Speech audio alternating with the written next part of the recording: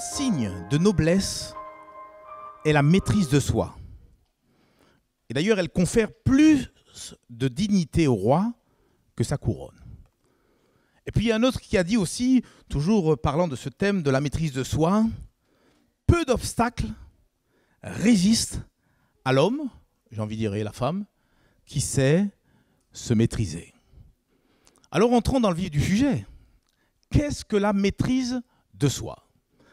Eh bien, la maîtrise de soi, c'est la capacité qu'a un être humain, un homme, une femme, de pouvoir dominer, contrôler ses émotions, ses sentiments, ses réactions ou pulsions à travers les différentes circonstances de sa vie.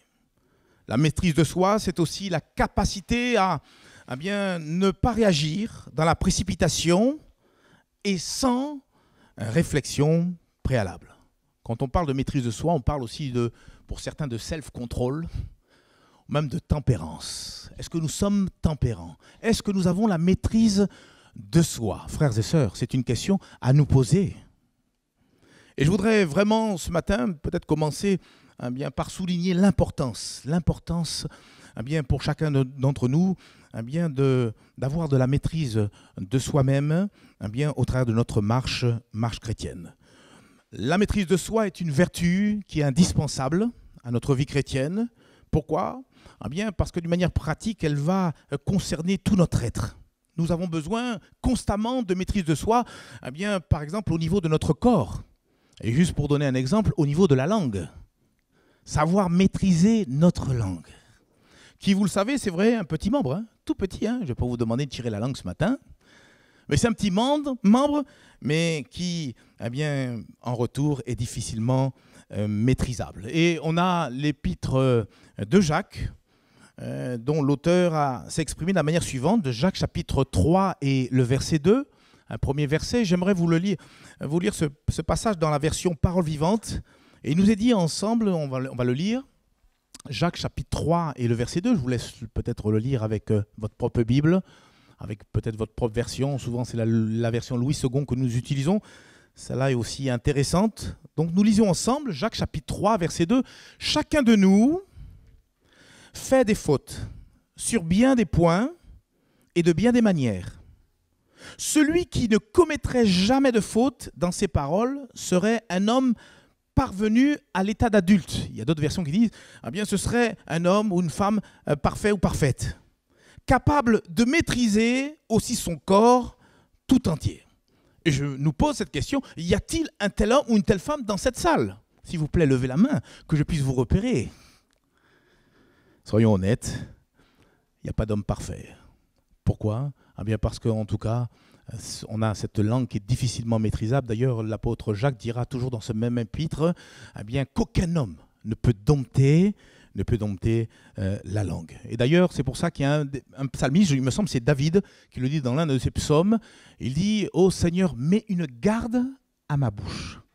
Et j'ai l'impression que le nom de cette garde, c'est ni plus ni moins la maîtrise de soi. On a parlé de la langue, je pourrais aussi parler de savoir aussi canaliser toutes les pulsions, les désirs de notre chair. Paul, par exemple, a dénoncé l'ivrognerie comme les excès de table, comme faisant partie des œuvres de la chair, qu'il nous faut également maîtriser. Et on le sait, tout excès nuit. C'est Salomon qui dit dans le livre des Proverbes au chapitre 23, on peut lire un deuxième passage, Proverbes chapitre 23, les versets 20 et 21, il dit « Ne sois pas parmi les buveurs de vin, parmi ceux qui font excès des viandes. » Alors, est-ce qu'il y a des personnes qui se régalent des viandes et qui en font un excès ?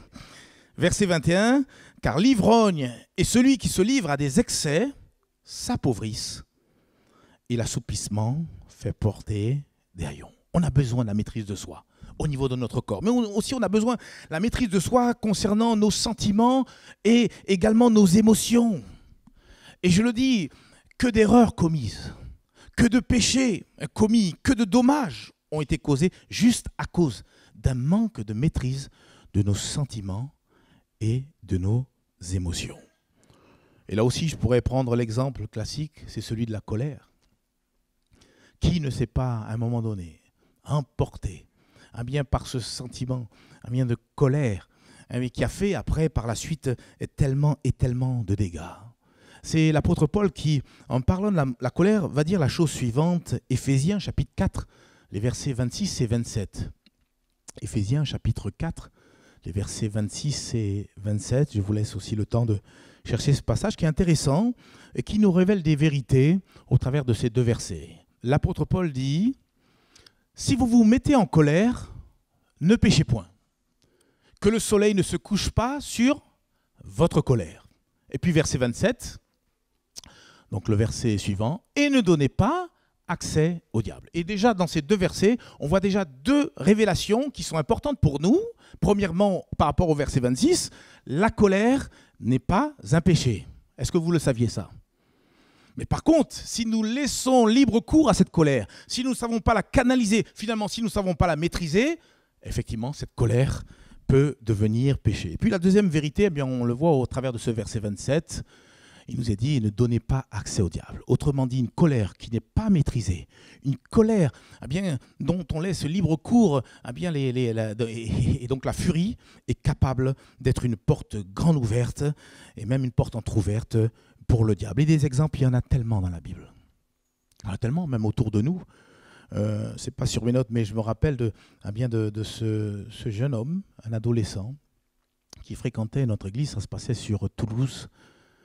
Et il n'était pas forcément converti. Et pour preuve, à un moment donné, il était pris d'une colère. Et dans la cuisine, il a eu une altercation très virulente avec son papa. Et pris de colère, il a pris un couteau et il a blessé son papa. Et puis, réalisant ce qu'il a fait, il a jeté le couteau et pris de panique, il s'est enfui. Je ne vous raconte pas la suite de l'histoire, elle est tellement macabre. Vous savez, on ne se rend pas compte qui se connaît. Et on est capable, sous le coup de la colère, de faire des choses dont on aurait à regretter par la suite. Je prends un autre exemple, cette fois-ci, il est dans la Bible, c'est le roi Hérode. Vous savez, à un moment donné, il a été drôlement contrarié. On peut le lire au début de l'évangile de Matthieu, Matthieu chapitre 2 et le verset 16. Regardez ce qu'il est dit. Alors Hérode, voyant qu'il avait été joué par les mages, il avait demandé effectivement aux mages qui devaient venir rendre hommage donc à l'enfant Jésus, Hérode leur avait demandé de pouvoir lui communiquer l'adresse exacte là où il demeurait. Et les mages, divinement avertis par des anges, ne sont pas retournés vers Hérode pour lui avertir où se trouvait le petit enfant. Et il nous est dit, alors Hérode, voyant qu'il avait été joué par les mages, se mit dans une grande colère. Et qu'est-ce qu'il fit? Il envoya tuer tous les enfants de 2 ans et au-dessous qui étaient à Bethléem et dans tout son territoire, selon la date dont il s'était soigneusement enquis auprès des mages. Voilà un exemple typique de ce qu'est capable de pouvoir produire la colère qui n'est pas maîtrisée. Remarquez avec moi au verset 16, il nous est dit, Hérode se mit dans une grande colère. Donc c'est lui qui a choisi de se mettre en colère. Donc c'est lui qui a laissé libre cours à la colère. Souvent on a cherché tellement de démons, mes amis, derrière la colère, alors qu'on voit bien, effectivement, pour ce cas-là, qu'Hérode lui-même a laissé libre cours à sa propre colère. Et ce qui a donné accès au diable, puisque le diable l'a inspiré un plan machiavélique, un plan horrible dans tout le territoire de Bethléem de tuer tous les enfants âgés de 2 ans et au-dessous. Quel massacre ce jour-là! Quelle horreur! Et vous l'avez compris, Dieu ne veut pas que nous suivions un tel exemple. Il désire que nous arrivions à maîtriser notre colère. Et d'ailleurs, la Bible parle de celui ou celle qui choisit de maîtriser sa colère. Regardez ce qu'il est dit, par exemple, dans Proverbes chapitre 16, verset 32. Ne le cherchez pas, je pense qu'il sera projeté, oui. Celui qui est lent à la colère vaut mieux qu'un héros. Y a-t-il des héros dans la salle? Celui qui est lent à la colère vaut mieux qu'un héros. Et celui qui est maître de lui-même que celui qui prend des villes. Soyons maîtres de nous-mêmes et ne laissons pas la colère nous emporter, même face à une injustice. Au contraire, lorsque nous vivons une injustice, Dieu voudrait que nous puissions nous en remettre tout simplement au Seigneur. Regardez ce qu'il est dit également dans Romains chapitre 12 et le verset 19. Romains chapitre 12, verset 19, un verset qui est aussi intéressant. Romains chapitre 12 et le verset 19. « Ne vous vengez point vous-même, bien-aimés, mais laissez agir la colère. » Tiens, comment pouvons-nous comprendre ce passage? Laisser agir la colère. Autrement dit, hein, l'apôtre Paul nous invite à pouvoir laisser libre cours à la colère. Vous l'avez compris comme ça, vous? Mais laissez agir la colère, car il est écrit, à moi la vengeance, à moi la rétribution, dit le Seigneur. Au fait, il y a deux manières pour comprendre ce texte. Quand l'apôtre Paul nous dit de laisser agir la colère, autrement dit, laissez-la s'apaiser cette colère. Maîtrisez-la, ne la laissez pas bien se manifester dans toute sa splendeur, mais maîtrisez-la, domptez-la. Et puis on peut la comprendre d'une autre façon qui, à mon sens, est peut-être la plus correcte par rapport au contexte de ce verset. Ne vous vengez point vous-même, bien-aimés, mais laissez agir, pas notre colère, mais la colère divine, la colère de Dieu. Autrement dit, je vais paraphraser, mais laissez agir, bien, laissez le Seigneur prendre votre affaire en main. Laissez la sainte colère de Dieu se manifester, parce que la colère de Dieu, elle est sainte. Et puis elle est juste. Par contre, la colère, bien des hommes n'accomplit jamais, au grand jamais, la justice de Dieu. C'est pas moi qui le dis, c'est la parole de Dieu. Voilà quelques exemples. J'aimerais maintenant peut-être vous donner quelques aussi personnages bibliques, partager l'exemple de quelques personnages bibliques qui ont exercé la maîtrise de soi. Et j'ai voulu placer là sur mes notes l'exemple de Joseph.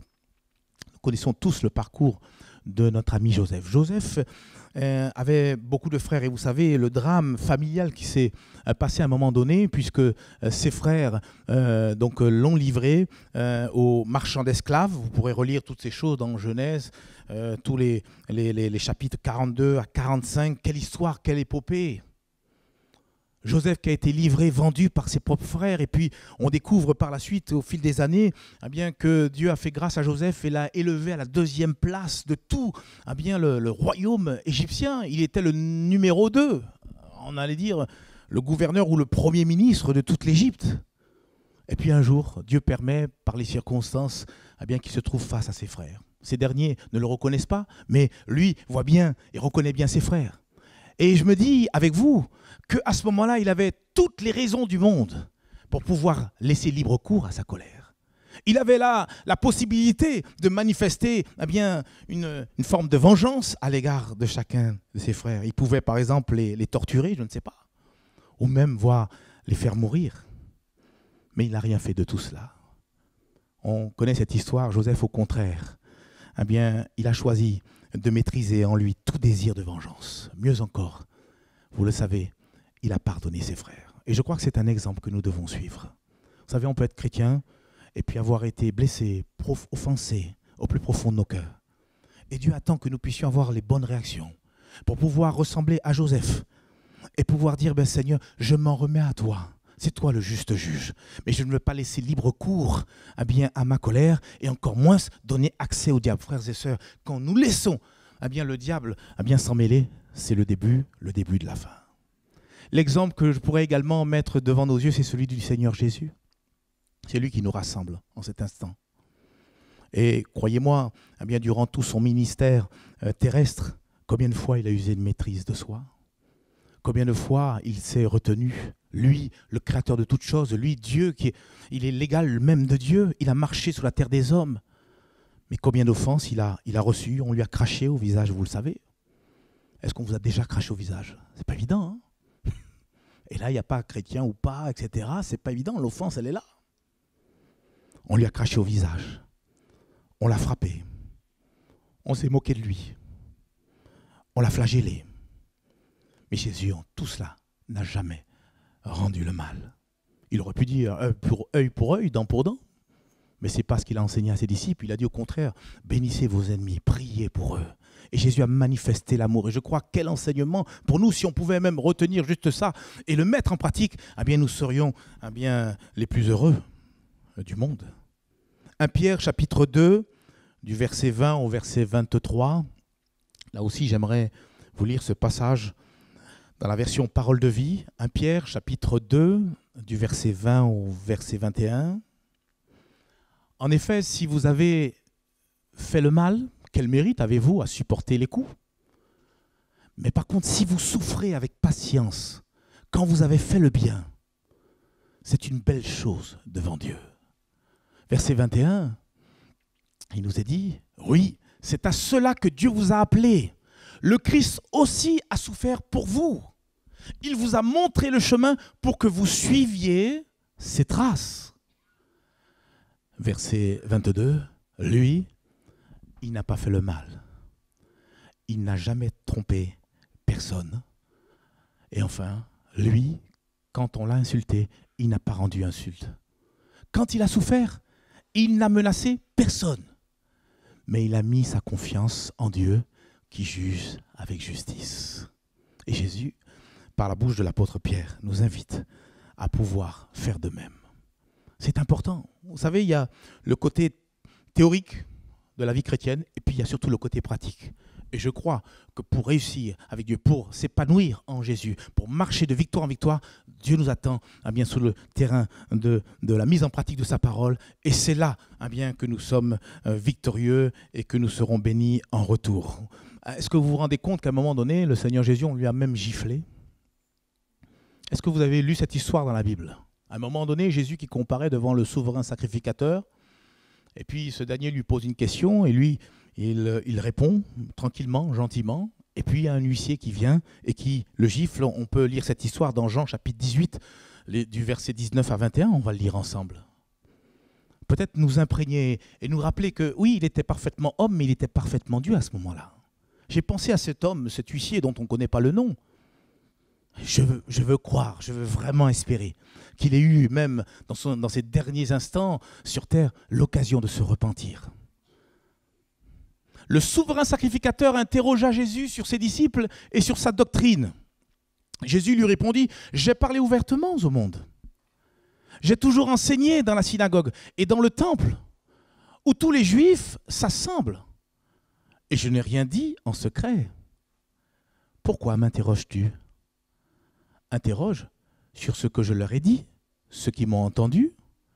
Voici, ceux-là savent ce que j'ai dit. » Et verset 22, à ces mots, un des huissiers qui se trouvait là donna un soufflet à Jésus. Un soufflet, c'est une gifle. En disant, « Est-ce ainsi que tu réponds au souverain sacrificateur ?» Et regardez la maîtrise divine, la maîtrise du Seigneur Jésus. Jésus lui dit, « Si j'ai mal parlé, fais voir ce que j'ai dit de mal.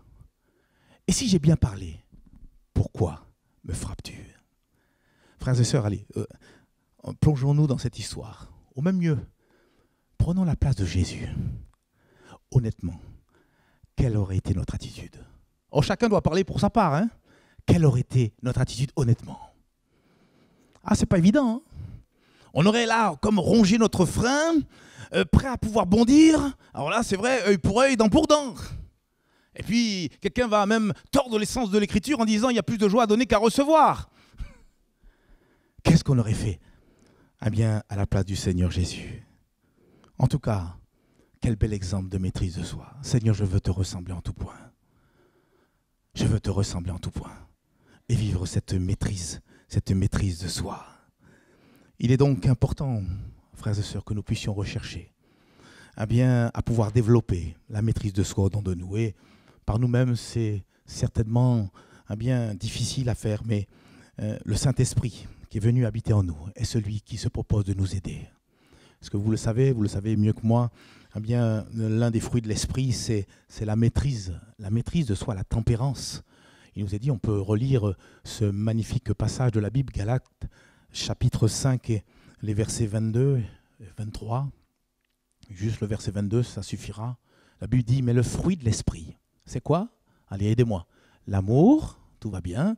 La joie, la paix, la patience, quoi encore? La bonté, la bénignité, la fidélité, la douceur et enfin la tempérance. Et ce n'est pas pour rien qu'il a été placé à la fin. Les fruits de l'esprit sont comment enveloppés de vertus très importantes. Premièrement, l'amour, parce que l'amour est en tout le premier. Et puis enfin, c'est terminé par la maîtrise de soi, la tempérance, qui est utile pour nous dans tout notre être, pour arriver à canaliser nos émotions, nos sentiments. On a besoin de cette maîtrise de soi. Le Saint-Esprit communique aux chrétiens la capacité de manifester la maîtrise de soi. Si nous sommes remplis du Saint-Esprit, frères et sœurs, le Saint-Esprit va nous aider à être pleins de maîtrise de nous-mêmes, dans les circonstances, dans les situations, quelquefois même qui nous surprennent. On va même nous-mêmes en retour être surpris de notre réaction parce que le Saint-Esprit aura pris le relais. Entre-temps, on aura crucifié la chair et on aura fait le choix de pouvoir suivre le Saint-Esprit dans ce à quoi il nous conduit. Vous savez, à l'instant même, ce n'est pas tant nos actions qui sont importantes, c'est plutôt nos réactions. Dans la vie que nous vivons, dans toutes les circonstances, Dieu attend de voir nos réactions. Et nos réactions, soit nous obéissons à notre chair, ou soit nous sommes sensibles à la voix du Saint-Esprit qui nous montre notre chemin, qui nous montre le chemin de l'épanouissement, le chemin où nous serons les uns les autres victorieux, même face à l'offense. Je nous pose une question, qu'est-ce qui, selon vous, peut caractériser le mieux un chrétien ou une chrétienne spirituellement mature? Parce que c'est ça, marcher de progrès en progrès, c'est de devenir un homme, une femme mature sur le plan spirituel. Ne plus être charnel, mais devenir des hommes et des femmes spirituels et matures. Qu'est-ce qui caractérise le plus ou le mieux un chrétien ou une chrétienne spirituellement mature? La réponse, elle est là. La manifestation des fruits de l'esprit. Vous êtes d'accord avec moi ou pas? Pourquoi vous n'avez pas dit amen? C'est important. Vous savez, moi, je ne me laisse pas impressionner par les dons spirituels. Les dons spirituels, la Bible dit dans le livre de Corinthiens, le Saint-Esprit donne à qui il veut, comme il veut. On reçoit des dons, mais c'est le Saint-Esprit qui, à un moment donné, nous sollicite pour pouvoir les exercer. Par contre, je suis impressionné par un frère, une sœur qui manifeste les fruits de l'Esprit. Comme on les a cités, les 9 fruits de l'Esprit. Et n'allez pas me dire que quelqu'un qui exerce les dons spirituels est forcément quelqu'un qui est spirituellement mature. On peut exercer les dons spirituels et ne pas être du tout mature. Et je pourrais vous le prouver. La preuve, on a l'exemple des chrétiens qui se trouvaient dans l'église de Corinthe. N'avaient-ils pas les 9 dons? Pourtant, à côté de ça, Paul a écrit. Et il a écrit une lettre, une deuxième lettre, pour rectifier le tir. Parce qu'au beau milieu de cette église, et c'est là où se trouve tout le paradoxe, au beau milieu de cette église où ils exerçaient les dons spirituels et les 9 dons, c'est extraordinaire. À côté de ça, il y avait des gens qui étaient jaloux, il y a des gens qui étaient dans les disputes, dans les querelles, il y avait même de l'impudicité, il y avait même de l'inceste, frères et sœurs. Vous voyez le paradoxe? Autre part, Jésus va dire que ce n'est pas ceux qui me disent Seigneur qui entreront dans le royaume des cieux, mais ceux-là seuls qui feront la volonté de mon Père. Et certains viendront au dernier jour devant le Seigneur argumenter, mais Seigneur, j'ai chassé des démons en ton nom. Seigneur, j'ai même guéri des personnes en ton nom, etc. Mais Jésus va leur dire en retour ouvertement, je ne vous ai jamais connu, vous qui commettez l'iniquité. Retirez-vous de moi. Vous qui commettez l'iniquité. Par contre, un chrétien spirituellement mature manifeste le caractère de Christ à travers les 9 fruits de l'esprit. Je ne sais pas si on peut le faire, mais replacer sur l'écran les 9 fruits de l'esprit, excusez-moi. Galates chapitre 5 et le verset 22. Regardez, est-ce qu'il est l'amour? Voilà le premier fruit. Et puis en plus, à cela, la joie. Est-ce que nous sommes joyeux ce matin de nous retrouver, masque ou pas masque? On s'en moque, c'est pas ça l'important. La paix. Est-ce qu'on est tranquille? Déjà, être en paix avec Dieu, être en paix avec le prochain, et puis surtout être en paix avec soi-même. Est-ce qu'on est des gens patients? Quand il faut faire les longues queues. Hier, on a été dans un magasin avec mon épouse, il y avait une queue, on voyait même pas le bout. Est-ce que nous sommes pleins de bonté? Est-ce que nous sommes pleins de bénignité? Est-ce qu'on cherche à bénir l'autre? Est-ce qu'on est bienveillant à son égard? Est-ce qu'on est des gens, des hommes, des femmes fidèles? Est-ce que nous sommes pleins de douceur? Ou est-ce qu'également nous sommes pleins de maîtrise de soi? Voilà ce qui est important. Oui, l'homme mature, il saura manifester toutes ces choses et mieux encore leur fruit, le fruit de l'esprit qui va émaner, qui va transpirer au travers de leur personne, sera être un sujet de bénédiction pour ceux et celles qui seront à son contact et mieux encore, ce fruit manifeste pourra glorifier notre Père Céleste. Oui, le Saint-Esprit, heureusement qu'il est là. Nous sommes les gens de la Pentecôte. Et plus que jamais, on a besoin d'être rempli du Saint-Esprit. On a besoin de réclamer la personne du Saint-Esprit. Oh, Esprit de Dieu, viens, remplis-moi. Alléluia, de l'amour de Christ. Oui, Dieu, par son Esprit Saint, est prêt à pouvoir nous aider à manifester les fruits merveilleux. Alléluia, de sa personne, entre autres la maîtrise de soi. Mais il y a néanmoins, et je veux terminer par cela, une chose que nous ne devons pas oublier. L'exercice de la maîtrise de soi dans notre vie chrétienne nécessite aussi un effort de notre part. Et c'est là où j'aurais aimé entendre un amen. Oui, il y a notre part. Dieu est prêt à faire sa part. Il est fidèle, il ne change pas. Même, il a dit, quand nous sommes infidèles, lui, il demeure fidèle. Mais on a également notre part. Et cette part, eh bien, on la trouve exprimée au travers de l'épître de Pierre, deuxième épître de Pierre, au chapitre 1, du verset 3 jusqu'au verset 6. Je vous laisse le temps de chercher et faire cet effort de pouvoir trouver ce passage, puisqu'il est question justement d'effort. Regardez, 2 Pierre chapitre 1, du verset 3 jusqu'au verset 6. Comme sa divine puissance nous a donné tout ce qui contribue à la vie et à la piété, au moyen de la connaissance de celui qui nous a appelés par sa propre gloire et par sa vertu, lesquels nous assurent de sa part les plus grandes et les plus précieuses promesses, afin que par elles vous deveniez participants de la nature divine. En quoi faisant ? En quoi faisant ? En fuyant la corruption, et on continue, qui existe dans le monde par la convoitise. Verset 15. À cause de cela même, faites tous vos efforts pour joindre, alors je souligne bien, faites tous vos efforts pour joindre à votre foi, quoi ? La vertu. À la vertu, la science, autrement dit la connaissance, mais à la science, la connaissance, la tempérance. On revient sur notre thème d'aujourd'hui, la maîtrise de soi. À la maîtrise de soi, la patience. À la patience, la piété. À la piété, eh bien, quoi d'autre encore ? Il n'y a pas autre chose ? La communion fraternelle. Et à la communion fraternelle, eh bien, tout simplement l'amour, autrement dit la charité, l'amour divin, l'amour agapé. Et c'est peut-être à ce niveau que ça coince, frères et sœurs. C'est peut-être à ce niveau que ça coince. Dieu, par son esprit, fera toujours sa part. Je l'ai dit, il est fidèle. Il ne change pas.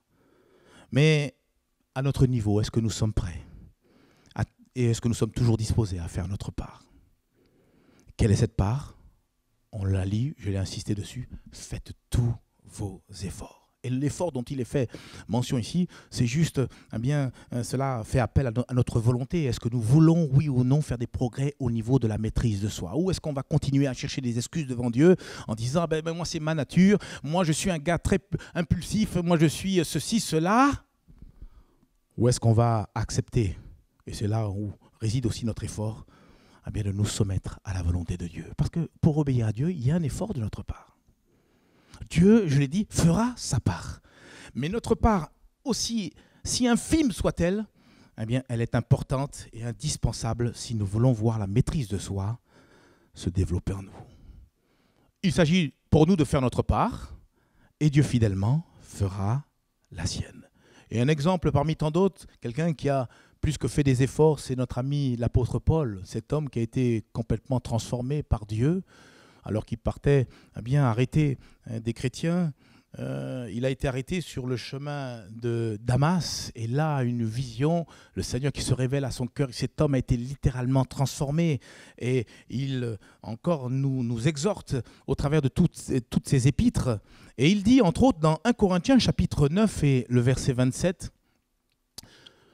il dévoile un petit peu ce qu'est son combat, ce qu'est aussi sa bataille de chaque jour, j'ai envie de dire. 1 Corinthiens, chapitre 9, verset 27, je vais vous lire ce passage dans la version Semeur, et il dit « Mais je traite durement mon corps, je le maîtrise sévèrement, de peur qu'après avoir proclamé la bonne nouvelle aux autres, je ne me trouve moi-même disqualifié. » Il dit « Je le maîtrise sévèrement ».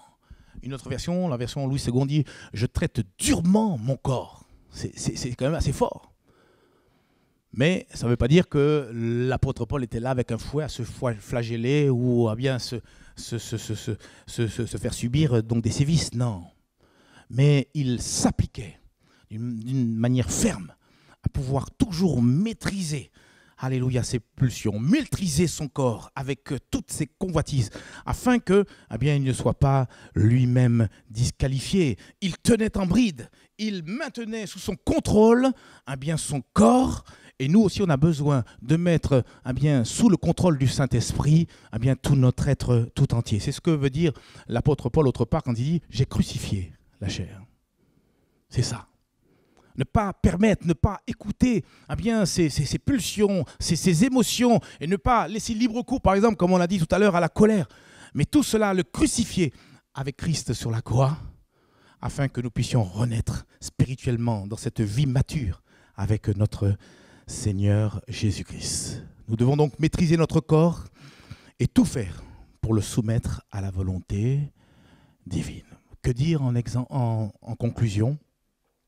Proverbe chapitre 25, verset 28.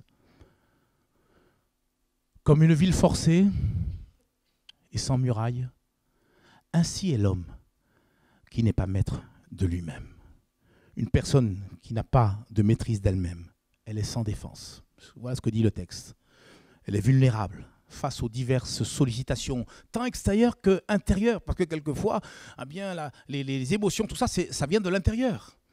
Eh bien, l'homme qui n'a pas de maîtrise de soi est impuissant, comme une ville forcée sans muraille. Ainsi est l'homme qui n'est pas maître de lui-même. Et c'est pourquoi il est important d'apprendre à pratiquer la maîtrise de nous-mêmes au quotidien.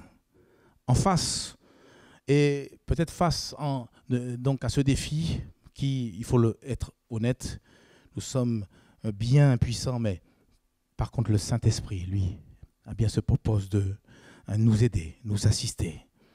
Ce défi, eh bien, avec le Saint-Esprit, nous pouvons le relever. Alors c'est pour cela que plus que jamais, cherchons à être continuellement, frères et sœurs, remplis du Saint-Esprit.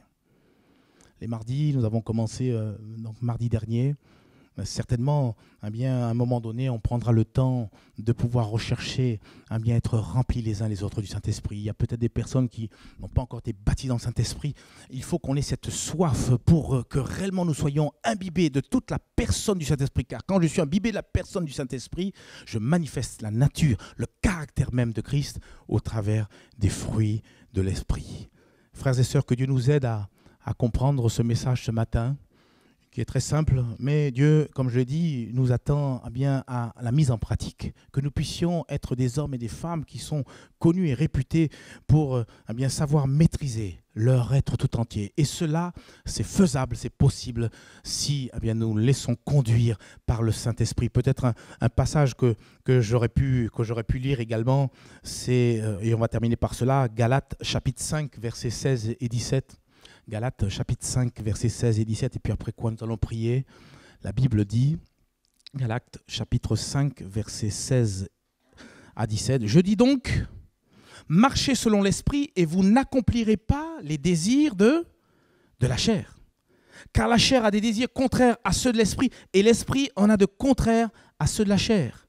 Ils sont opposés entre eux afin que vous ne fassiez point ce que vous voudriez. » On a besoin de marcher par le Saint-Esprit. Et si je marche par le Saint-Esprit, je manifesterai les fruits de l'Esprit, entre autres la maîtrise de soi.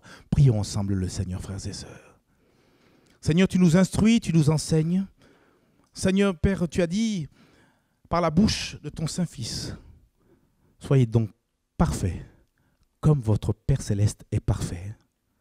Et cette perfection consiste aussi à pouvoir développer les fruits de l'Esprit au travers de nos vies. Et ce matin, tu nous as parlé de la maîtrise de nous-mêmes. Seigneur, combien de fois, Seigneur Père, nous avons laissé le vieil homme, Seigneur, revenir à la charge. Combien de fois nous avons laissé libre cours. On a parlé tout à l'heure de la colère. Mais Seigneur, tellement d'autres émotions coupables devant toi. Seigneur, pardonne-nous. Et donne-nous à nous rassembler pour être meilleurs et non pas pour être pires. Donne-nous à faire des progrès certains dans notre marche, dans notre vie chrétienne, afin que nous soyons des sources de bénédiction pour ceux et celles qui seront et qui sont à notre contact.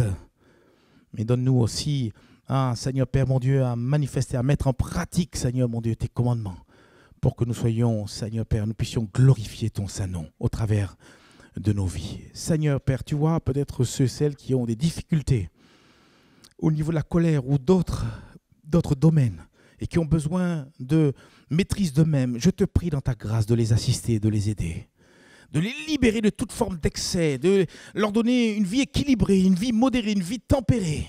Seigneur Père mon Dieu, tu leur donnes, Seigneur Père, à ne point écouter leur chair, mais comme nous venons de le lire, à marcher selon le Saint-Esprit, à nous laisser conduire par le Saint-Esprit.